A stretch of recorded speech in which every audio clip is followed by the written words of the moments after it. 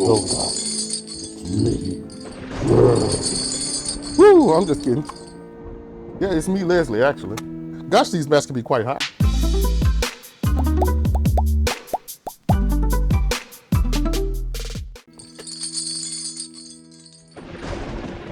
Ooh, that's better. What? I'm still see-through. You know what? 1 second. That's better, guys. All right, guys, if you can't tell by my getup, today I'm in the Haunted Mansion. Now you may be asking, why am I here? Well, I decided I want to go to one of their parties. But you know, those mean old ghosts, they told me, well, you're alive. You can't really go to one of our parties. So what, you know, I had the best idea. A little bribery never hurts. One thing that works whether you're alive or dead, bribery. So what I'm gonna do, I'm gonna make 3 different treats that's gonna be sure to wow the ghosts. And before I forget to say so, make sure you guys like, share, and subscribe. That way you never miss when another video comes out. You guys keep on watching and let's get to it. So why don't you guys follow me to the Mansion's Kitchens. All right, guys, welcome to the Haunted Mansion's Kitchens. You know, it's all dank and dark, you know, kind of cozy. I'm feeling it. I'm loving the feng shui. Now to start things off, before I become a member of the house, we're gonna be making my Draught of Living Death poison apples. Then we're gonna make my deadly sweet corn balls. And lastly, I'm gonna show you how to make my pastry death certificates. These treats are guaranteed to wow any Halloween party guest, including the dead ones that I'm trying to appeal to. All right, now I have 5 Granny Smith apples, and I have my pot of boiling water. Now how to have electricity in a castle like this, your guess is good as mine, but I'm glad they do. So what I'm gonna do, I'm gonna go ahead and take the top off the boiling water here. I'm gonna place that to the side, and I'm gonna take my Granny Smith apples and I'm gonna place them inside the boiling water. We're not trying to cook the apples. What we're trying to do, we're just trying to do this to melt the wax off of them. I have my modern strainer here. I'm just gonna go ahead and let them cook for about 2 or 3 minutes, 5 minutes tops. Well, like I said, we're not really trying to cook these apples. We just want to let the wax get off of them. All right, that should be enough time. And now I have some paper towels, and I'm just gonna fish the apple out. And each one, they're kind of hot. I'm just gonna go rub the apples in order to get this off of here. But we don't want to leave them in too long because we want these nice and crisp. Just rub the outside of those. There we go. We don't want to make baked apples. There we go. All right. So I'm just going to go ahead and just wipe the apples just to get the wax off of them. All right, and that's good right there. I have 5 decorative sticks. And I'm going to take one of my stick and take my apple and just shove it right there inside of the apple. Yeah, just like that. So now that we have our apples dressed, we're gonna start making our candy. I have a cup of water here. I'm just gonna add to my saucepan. This is about 3 cups of sugar. And this is about a half cup of corn syrup. I'm just gonna put all that in there.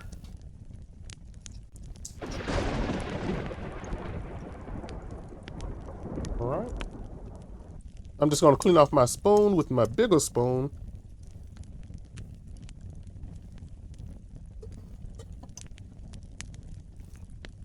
And I'm just gonna bring this up to temperature and stir all my ingredients together. We wanna make sure that we melt that sugar, and then we wanna cook this until we bring it up to temperature, which is gonna be about 300.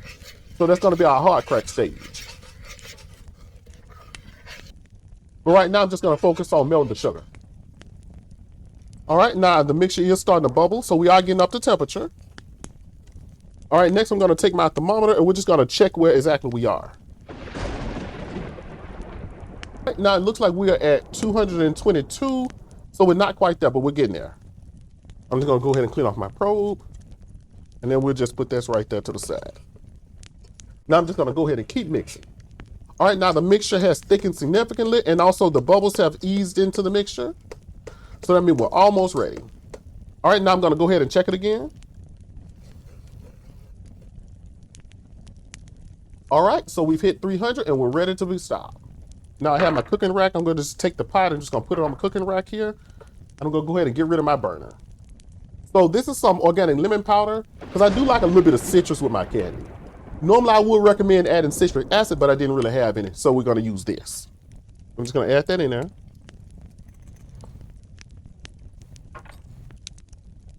This is some white food coloring. I'm just gonna add a few drops.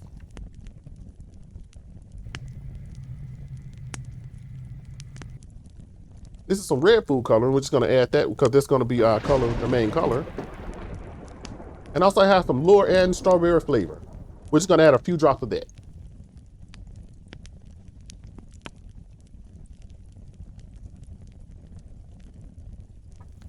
So we're gonna go ahead and stir this up. You can see this is really starting to smoke. And each of the items that you saw me use today will be linked below. That way you can find them if you choose to use them.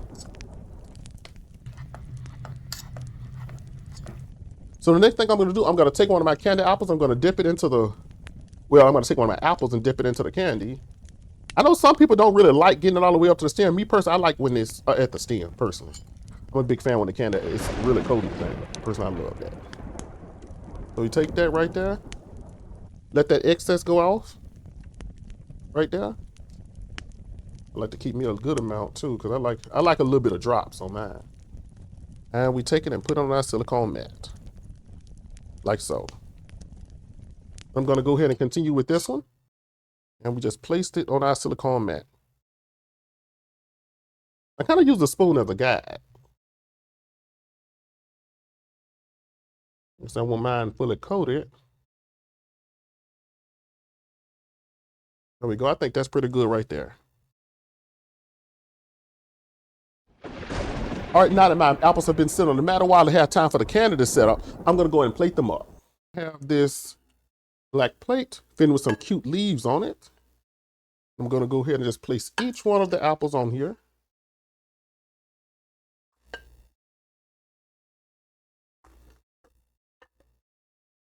Like that. There we go. And I'm just gonna place this bad boy in the middle. Now look at that. Now isn't that just cute? All right, that's it for our candy apples. Let's move on to our corn balls. For popcorn balls, I have my saucepan. I also have my ingredients, which is marshmallow, powdered sugar, corn syrup, a bit of butter, and of course, my popcorn. I also can't forget a little bit of water. And to make my popcorn really easy, I have my popper popcorn popper. I said that back. This all you do is just add your popcorn kernels, add your oil, microwave it, and you have instant stove top popcorn without the stove. If you want to pick one of these up, I will have the link below. Turn my burner on. And I'm going to go ahead and add my powdered sugar. Add some marshmallows. A bit of butter.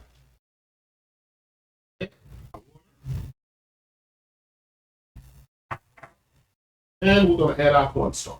Well, corn syrup. Everything in here. For Halloween, we're not going to really worry about calories. Go ahead and clean this all the way out. All right, now I'm going to take my spoon and I'm going to go ahead and start stirring everything together. We just want to stir until this is smooth. We're not really trying to boil it per se, but we want everything as far as our marshmallow and our powdered sugar mixed in. I think what this classic treat shows that things don't necessarily have to be complicated in order to be delicious. The trick, we want to go ahead and keep this moving while we're melting the marshmallows. As you can see, this is quite bubbling, so you better be careful.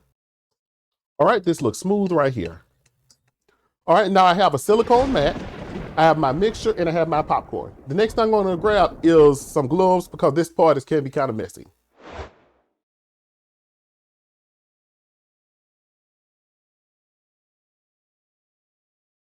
All right, now that I have proper cornball making attire, we're going to go ahead and take our mixture. I'm going to stir it again just a little bit because it will seize up just a little bit. And I'm going to pour that all over my popcorn. And I'm just going to go ahead and start mixing everything together. The trick here, we just want to make sure that all our popcorn kernels are covered. Because this is actually the glue how we're going to form our balls. Now, in order to form our balls, what you want to do, you want to take you some cooking spray, spray it on your hands, spray that one, and then spray that one. rub them together. And then you want to just reach in there. This is still a little bit warm, so you got to be careful. You don't want to compact it too much because I don't really like the corn where it's not, I don't really like the corn where it's not still crispy.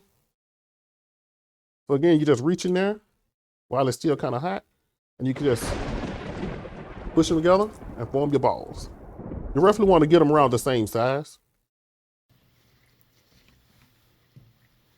Now you're just going to continue to form your balls until all your popcorn balls are formed. All right, now these are our corn balls. Just for a few, I do have a little bit of chocolate here. This is some dark chocolate. I'm going to take a few and just going to dip them slightly to the side. Just as a little contrast. And I'm going to take some of the chocolate and just going to paint the areas that I need to cover in chocolate. All right, now we're going to just let the rest of our corn balls cool and let our chocolate set up, and then I'll show you how we're going to plate them. All right, now to plate things up, I have a little cauldron right here. I do have a little box in there, that way all the corn balls can just fall into it, and I got some plastic wrap and some parchment paper that I'm going to use just to protect it. So I'm just going to start building everything up. We'll form a nice little ball mound.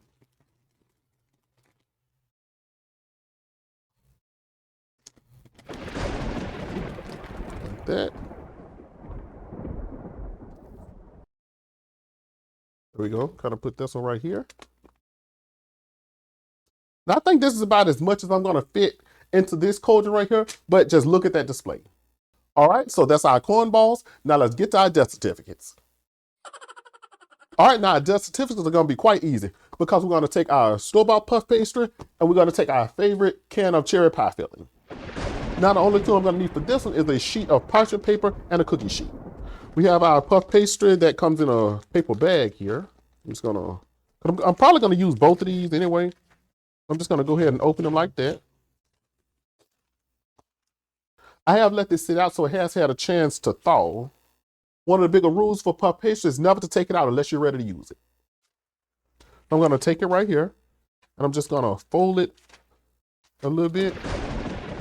Because the puff pastry does have a tendency to want to break. One of the ways to prevent it breaking is just letting it warm up. I'm just going to unfold it like that. I'm going to take the other one and unfold it just on the paper that it came in. Let's see here. And what that'll do, that will just make the seams that it's folded up on a little bit more pliable. So I don't have to worry about any breakage.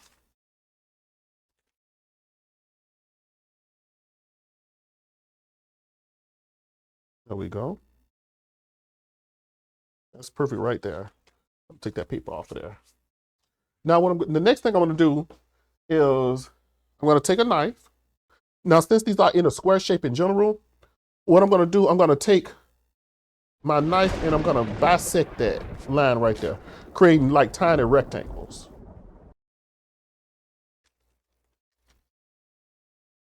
There we go. And then I want to cut down each seam as well. That'll give me 6 little sheets of puff pastry.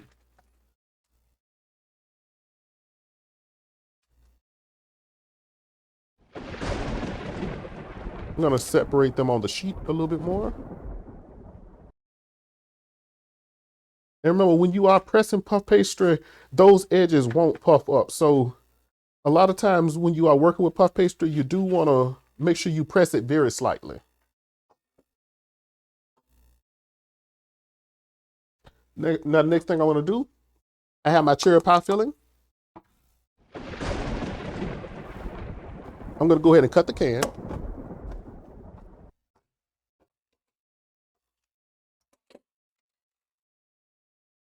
Now the trick, what we're going to do here is you're going to take some of your cherry pie filling and only put like a small amount toward the middle. We want to keep the edges clear because we're going to need that later on.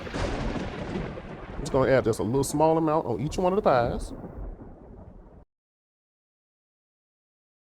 Essentially, these death stickers are basically just little hand pies.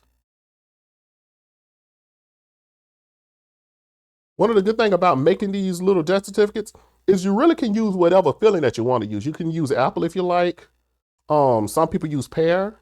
Personally, I love cherry pie. So I'm using cherry, but do whatever you like. You know, it's kind of a choose your own adventure type of thing. Now, remember, these will expand in the oven, so that's why we kind of don't want to add too much to it. And then we want a lot more puffing action as well. The next thing I'm going to do, I'm going to cut this puff pastry the same as this one.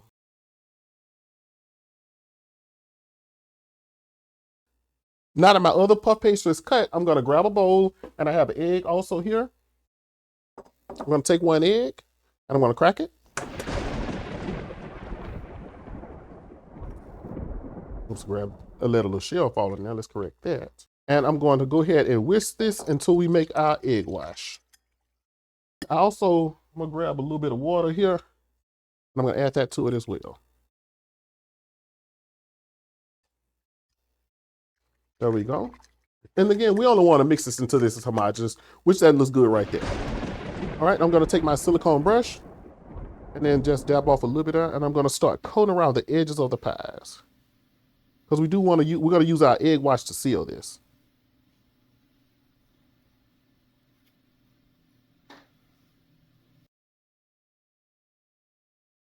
You just want to continue to get every edge around here coated. That's it. All right, and this is the last edge. I'm going to do it with my other puff pastry. Now, I'm going to do this on the table. I'm just going to cut 3 small little slits like in there, just for the steam to escape, because we don't want them just puff open and just ruin the look of them.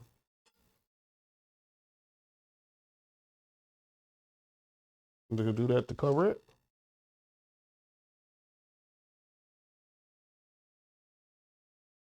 So just take the small slits in there. Pick this up. Kind of if you like, you can kind of stretch a little bit. Don't press on it too much, because again, you want the puff pastry to continue to have its puffing action. If you press it too much, then it will not puff up.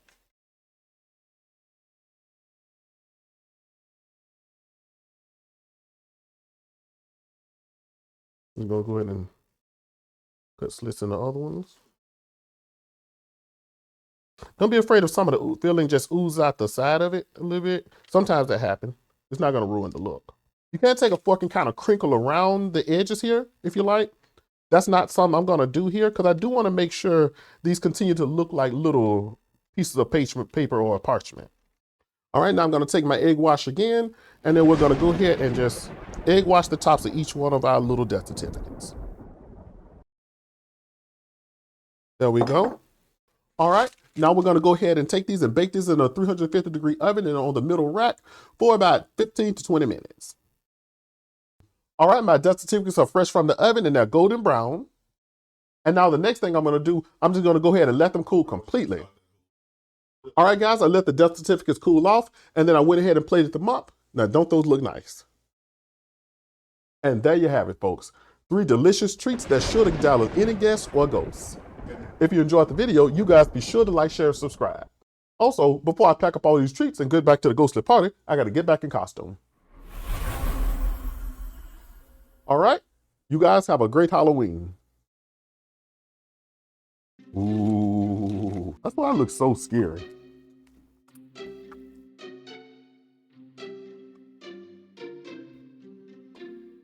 I'm ready for my close-up, Mr. DeVille.